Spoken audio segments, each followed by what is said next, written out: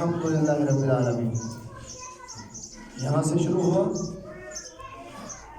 چھٹا سپارہ سورہ مائدہ ہے، 7واں سپارہ مکمل ہو گیا سورۃ مائدہ کے آخر تک، یہ پہلا حصہ ہے۔ پھر سورہ انعام الحمدللہ الذی خلق السماوات والارض، الحمدللہ سے شروع ہوتی ہے، سورہ بنی اسرائیل کے آخر تک دوسرا حصہ ہے۔ سورہ کہف الحمدللہ الذی انزل علی عبدہ الکتاب ولم یجعل لہ عوجا، سورہ کہف الحمد سے شروع ہوتا ہے، وہاں سے لے کے سورہ احزاب کے آخر تک، 22 سپارہ سورہ احزاب کے آخر تک، یہ تیسرا حصہ ہے۔ پھر چوتھا حصہ سورہ سبا سے الحمدللہ الذی لہ ما فی السماوات وما فی الارض، صحیح پڑھا، وہاں سے شروع ہو کے قرآن کے آخر تک۔ یہ قرآن کے کتنے حصے ہو گئے؟ 4، اور چاروں الحمد سے شروع ہوتے ہیں، اور ہر حصے میں ایک بڑا مضمون بیان کیا گیا ہے، ہر حصے میں ایک بڑا مضمون۔ پہلے حصے میں خالقیت، پہلے حصے میں خالقیت کہ کائنات کے ذرے ذرے کو پیدا کرنے والا کون ہے؟ اللہ ہے۔ کائنات کے ذرے ذرے کو پیدا کرنے والا کون ہے؟ اللہ ہے۔ یہ پہلے حصے کا مرکزی مضمون ہے۔ پہلے حصے میں یہ بات ثابت کی جائے گی کہ ہر چیز کا خالق کون ہے؟ اللہ ہے۔ یہ دوسرا حصہ سورہ انعام سے شروع ہو کے سورہ بنی اسرائیل کے آخر تک ہے۔ دوسرے حصے کا مرکزی مضمون ہے ربوبیت، پہلے کی خالقیت، دوسرے کی ربوبیت، کہ جس چیز کو اللہ نے پیدا کیا ہے، پیدا کرنے کے بعد حد کمال تک پہنچانے والا اور اس کی ضرورتوں کو پورا کرنے والا وہ اللہ ہے، اس کو رب کہتے ہیں۔ تو دوسرے حصے میں اللہ کی ربوبیت کا بیان ہے۔ پھر تیسرا حصہ سورہ کہف سے لے کے سورہ احزاب کے آخر تک، اس کا مرکزی مضمون یہ ہے کہ جب خالق اللہ ہے اور رب اللہ ہے تو ساری کائنات میں بادشاہی اللہ کی ہے، ساری کائنات میں وہ تخت بادشاہی پہ خود متمکن ہے، تخت بادشاہی پہ خود، ولا یشرک فی حکمہ احدا، اپنی بادشاہی میں کسی کو شریک نہیں کرتا۔ بات سمجھ آئے گا نہیں؟ تو تیسرے حصے میں اللہ کی بادشاہت کا ذکر ہے۔ اتنے پھر جو ابھی تیرے صحابے کا کچھ نہیں کر سکتے، مرزلی کا کچھ نہیں، عیسیٰ علیہ السلام کچھ نہیں کر سکتے، موسیٰ کرنا کچھ نہیں، ذوالقرنین کچھ نہیں کر سکتے، تمام اپنے اشکال دور کی طرف۔ ولا یشرک فی حکمہ احدا، تخت بادشاہی میں خود کیا ہے؟ متمکن ہے۔ چوتھا حصہ سورہ سبا سے آخر قرآن تک ہے، اس کا مرکزی مضمون جب دنیا میں بادشاہ ہوا تو قیامت کے دن میں بادشاہی اسی کی، قیامت کے دن بادشاہی اسی کی۔ تو یہ جو 4 مضمون بڑے بڑے قرآن پاک میں بیان کیے گئے ہیں، یہ چاروں مضمون سورہ فاتحہ میں موجود ہیں۔ اس لیے سورہ فاتحہ قرآن کا مغز اور قرآن کا کیا ہے؟ نشر ہے۔ یہ مولانا حسین صاحب فرماتے ہیں، سبحان اللہ، ایسے طریقے میں قرآن پڑھا ہے سمجھ آئے گی۔ تو یہ جو 4 مضمون کون کون سا؟ خالقیت، ربوبیت، اللہ کی بادشاہی دنیا میں، اللہ کی بادشاہی قیامت کے۔ تو یہ چاروں مضمون سورہ فاتحہ میں کیا ہے؟ دیکھو فاتحہ، الحمدللہ الحمدللہ للہ، اللہ کا نام بول کے مراد اس سے وصف ہے، یعنی خالق، یعنی کیا ہے؟ خالق۔ جیسے قرآن میں ہے وَلَئِنْ سَأَلْتَهُم مَّنْ خَلَقَهُمْ، ان سے پوچھو تم کو کس نے پیدا کیا، لَيَقُولُنَّ اللَّهُ، تو کیا کہیں گے؟ اللہ نے پیدا کیا۔ اللہ سے مراد خالق۔ اور دوسرے کو پوچھتے ہیں وَلَئِنْ سَأَلْتَهُم مَّنْ خَلَقَ السَّمَاوَاتِ وَالْأَرْضِ وَسَخَّرَ الشَّمْسَ وَالْقَمَرَ لَيَقُولُنَّ اللَّهُ، ان سے پوچھو آسمان کس نے بنائے؟ زمین کس نے بنائی؟ سورج و چاند کو کس نے مسخر کیا؟ تو یہ کہیں گے لا یقولون اللہ، کس نے کیا؟ اللہ نے کیا۔ تو الحمدللہ میں اللہ کا نام بول کے مراد کیا ہے؟ مشہور وصف خالق۔ وہ جو پہلے حصے میں خالقیت کا تفصیل سے ذکر ہے، الحمدللہ میں وہ موجود ہے۔ اور دوسرے حصے کا مرکزی مضمون کیا ہے؟ اللہ کی ربوبیت، کہ جس چیز کو اس نے پیدا کیا حد کمال تک پہنچایا اور اس کی تمام ضرورتوں کو پورا کیا، اس کو رب کہتے ہیں۔ وہ جو ربوبیت کرے وہ کس میں؟ رب العالمین، تمام جہانوں کا پالنے والا، تمام جہانوں کا۔ تو دوسرے حصے کا مرکزی مضمون جو بیان وہ رب العالمین میں کیا ہے؟ موجود ہے۔ اور تیسرے حصے کا مرکزی مضمون کیا ہے؟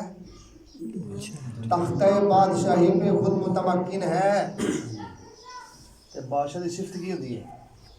بڑا مہربان، غایت درجے دا شفقت کرنے والا۔ یہ بادشاہ کی صفت ہوتی ہے۔ الرحمن الرحیم، الرحمن الرحیم۔ اور تیسرے حصے کا جو خلاصہ ہے وہ الرحمن الرحیم میں موجود ہے، کہ بادشاہ کی ایسی صفت ہو۔ تو وہ جو تیسرے حصے کا مضمون وہ الرحمن الرحیم میں کیا ہے؟ موجود ہے۔ اور چوتھے حصے کا مضمون کیا ہے؟ قیامت کے دن بادشاہی کس کی ہے؟ ایسے بڑھتا ہے مالک یوم الدین، جزا کے دن کا مالک کون ہے؟ مالک ہی۔ دنیا میں بادشاہی اس کی، قیامت کے دن بادشاہی۔ تو پورے قرآن میں جو بڑے بڑے 4 مضمون تفصیل سے پورے قرآن میں بیان کیے گئے وہ سورۃ فاتحہ میں کیا ہے؟ اس لیے سورۃ فاتحہ قرآن کا مغز ہے۔ سورۃ فاتحہ قرآن کا کیا ہے؟ خلاصہ۔ اس میں ایک اشکال ہے کہ سورۃ فاتحہ سبا جو ہے وہ بھی الحمدللہ سے شروع ہوئی ہے، اور سورۃ فاتحہ بھی الحمدللہ سے کیا ہوئی ہے؟ اس کا جواب یہ ہے کہ وہاں 2 مضمون بیان ہوئے ہیں۔ سورۃ سبا میں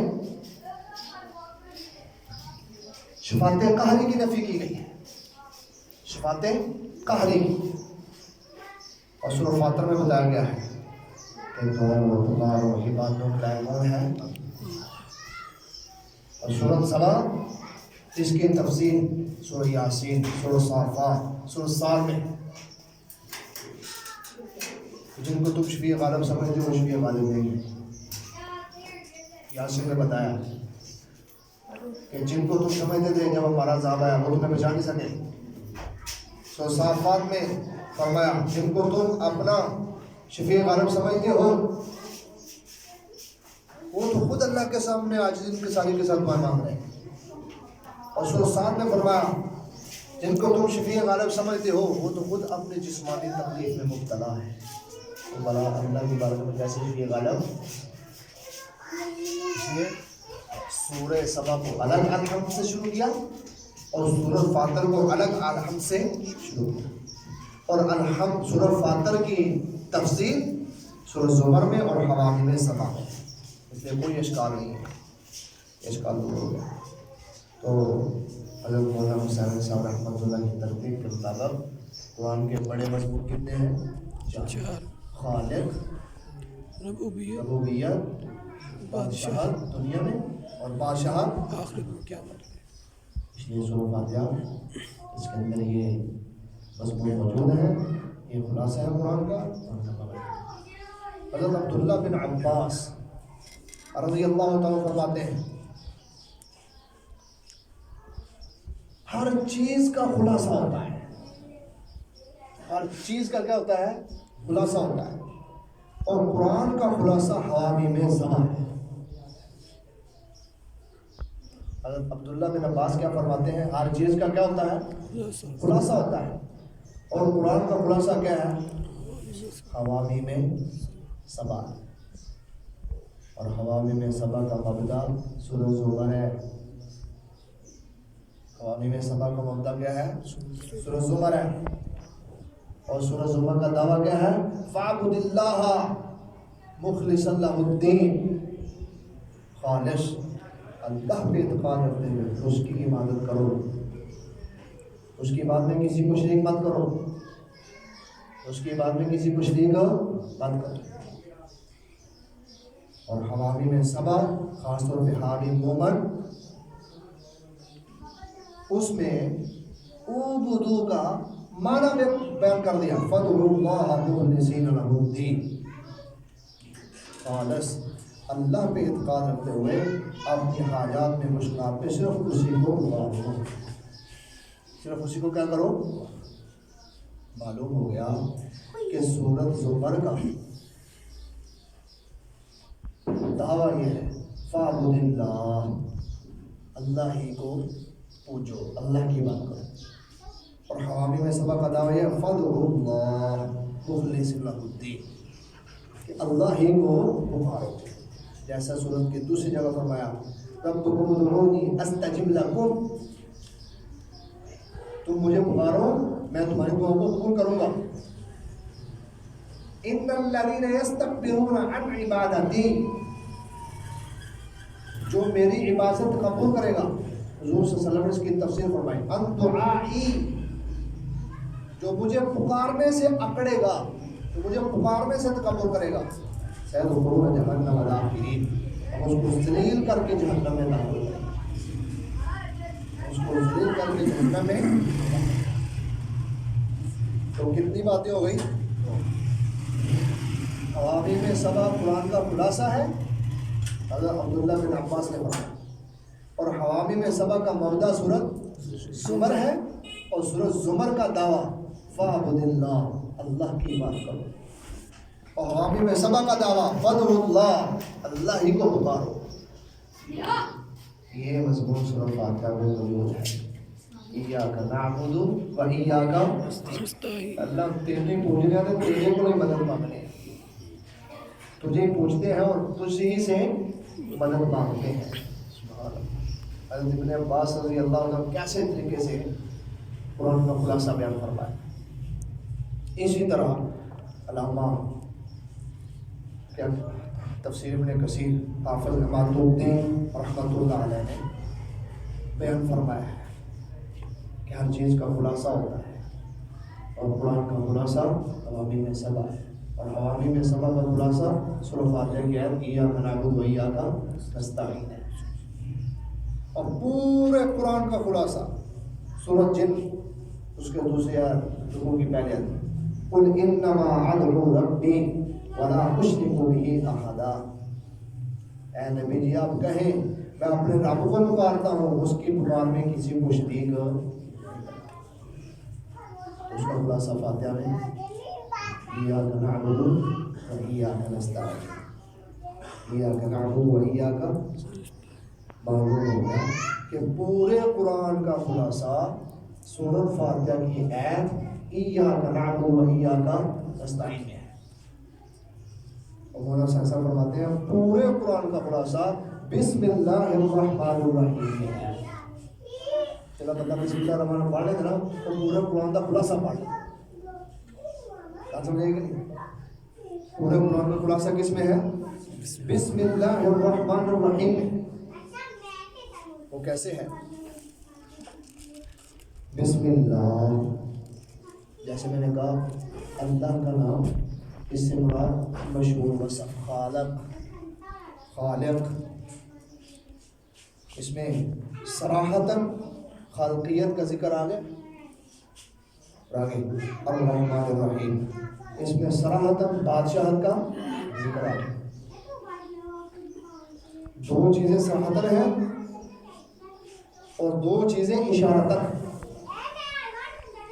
خالقیت اور بادشاہت، خالقیت اور بادشاہ صراحتاً مذکور ہے، اور اشارتاً جو خالق ہے نا وہی ہوتا ہے، جو دنیا بادشاہ ہو آخرت میں بادشاہ، تو چاروں مضمونوں کا خلاصہ اس میں آ گیا بسم اللہ الرحمن الرحیم۔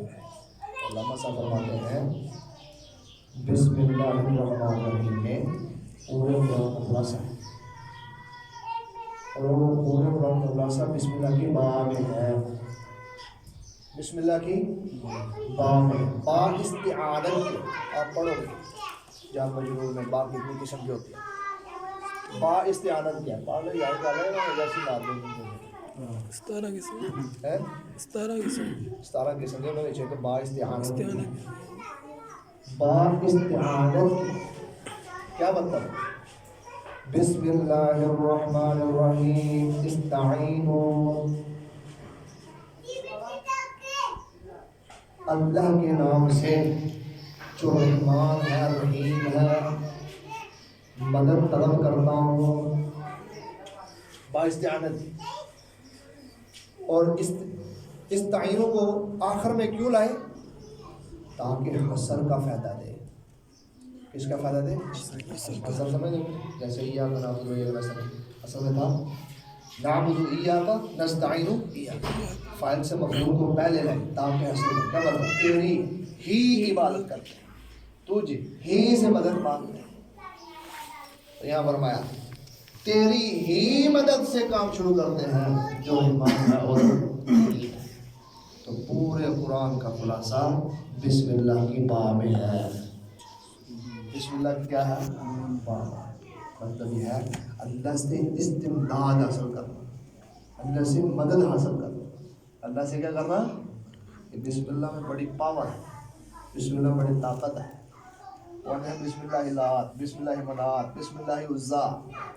لیکن نا بسم اللہ الرحمن الرحیم. رحیم تو ہی جانے رحمان کون ہے؟ قل هو ربی لا الہ الا هو علیہ توکلت والیہ مآب. تو کہہ وہ رحمان میرا رب ہے, اس کے سوا کوئی معبود نہیں, میں اسی کی طرف پناہ پکڑتا ہوں. اور دوسری بار فرمایا قل ادعوا اللہ او ادعوا الرحمن. اللہ کو اللہ کہہ کے پکار یا رحمان کہہ کے پکار. تو سارے قرآن کا خلاصہ بسم اللہ میں اور بسم اللہ کا خلاصہ بسم اللہ کی باب. تو معلوم ہو گیا سورۃ فاتحہ یہ قرآن کا کیا ہے؟ مغز ہے. قرآن کا کیا ہے؟ مغز ہے. یہاں تک یہ بات معلوم ہو گئی.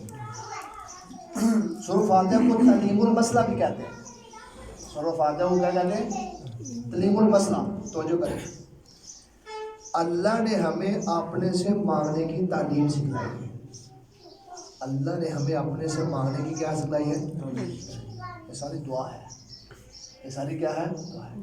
اللہ کہتے تو ہر مضمون سے پہلے, ہر لفظ سے پہلے قولوا محذوف ہوگا.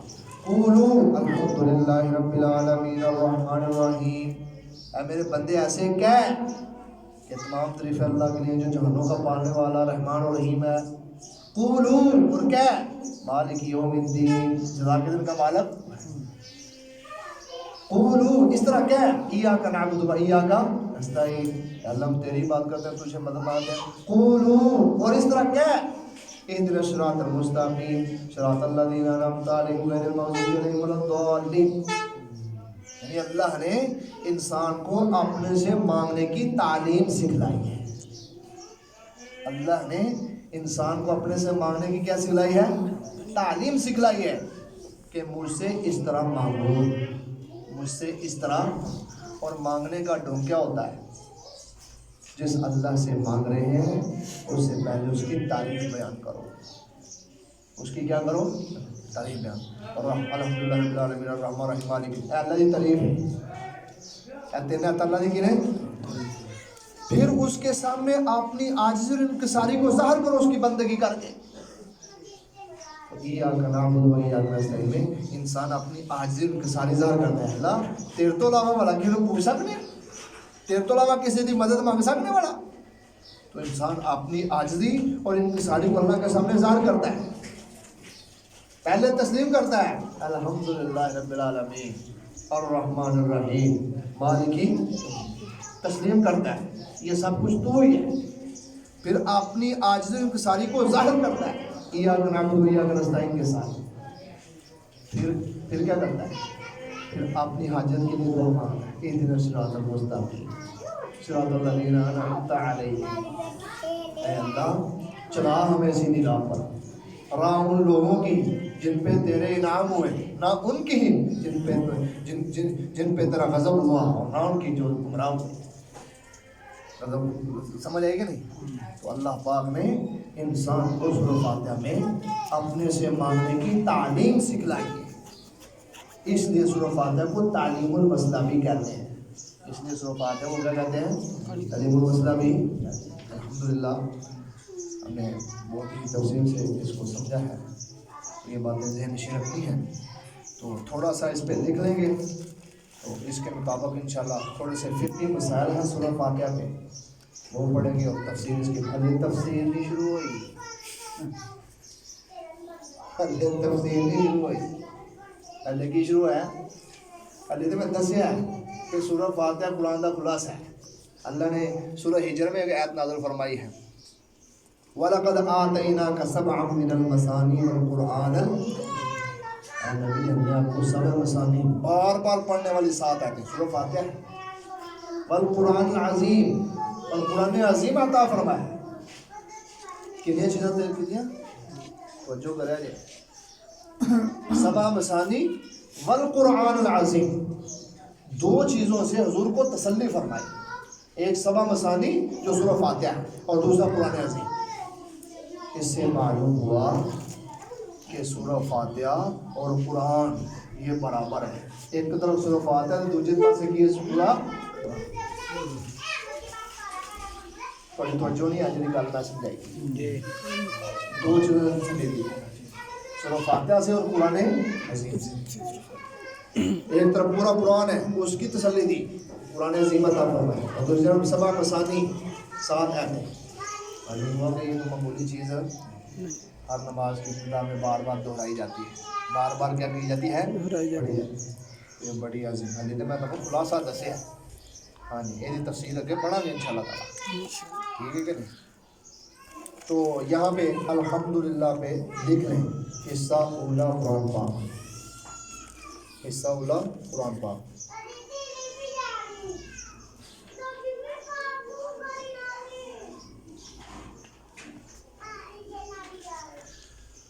دیکھ لیا حصہ اولا قرآن پاک۔ اگر تعلیم المسئلہ کے حساب سے اس کو سمجھ رہے ہیں تو بسم اللہ کے شروع پہ قولو لکھیں، الحمدللہ کے شروع پہ قولو لکھیں، آگے ایاک نعبد پہ قولو لکھیں، اہدنا الصراط المستقیم کے شروع پہ قولو لکھیں، یہ تعلیم المسئلہ کے حساب سے میں لکھا دیا۔ جڑے میں تمہیں مولانا حسین علی صاحب کی ترتیب کے مطابق دس رہے ہیں سورۃ فاتحہ کا خلاصہ 4 مضمون پورے 5 باقی، تو الحمدللہ کے نیچے لکھے خلاصہ حصہ اولا، الحمدللہ خلاصہ حصہ، میں تفصیل نہ دہ دیتا ہے کہ پہلے سے میں خالقیت کا بیان ہے تو الحمدللہ میں موجود ہے، اور رب العالمین خلاصہ حصہ ثانیہ، اللہ کی ربوبیت کا ذکر جو پورے حصے دوسرے میں بیان ہوا ہے اور رب العالمین میں موجود ہے، خلاصہ حصہ ثانیہ، الرحمن الرحیم یہ خلاصہ حصہ ثالثہ، تیسرے حصے کا خلاصہ اللہ دی بادشاہی، الرحمن الرحیم صفتہ ہوتی بادشاہ دی۔ آگے مالک یوم الدین خلاصہ حصہ رابعہ، خلاصہ حصہ رابعہ، تو یہ مولانا شبیر احمد عثمانی صاحب کی ترتیب نہ لکھنا ہے، جو 6 مضمون ہیں وہ بھی لکھنے دے لے لے کیا کریں، انہوں نے آخیا قرآن کے 6 مضمون ہیں، توحید، رسالت، قیامت، احکامات، ماننے والوں کے احوال، نہ ماننے والوں کے، تو الحمدللہ رب العالمین الرحمن الرحیم ان 2 آیتوں میں توحید ہے، مالک یوم الدین میں قیامت ہے، ایاک نعبد و ایاک نستعین میں عبادت کے احکام ہیں، اور اہدنا الصراط المستقیم شریعت کے احکام، اور صراط الذین انعمت علیہم میں جو ہے رسالت اور ماننے والوں کے حالات ہیں، رسالت اور ماننے والوں کے حالات، اور غیر المغضوب علیہم الضالین میں نہ ماننے والوں کے حالات ہیں۔ تو مولانا شبیر عثمانی صاحب کے طریقے کے مطابق بھی یہ خلاصہ میں نے آپ کو بتا دیا۔ الحمدللہ آج کا سبق ہمارا اتنا ہی ہے، باقی کل شروع کریں، اللہ تعالیٰ سب کو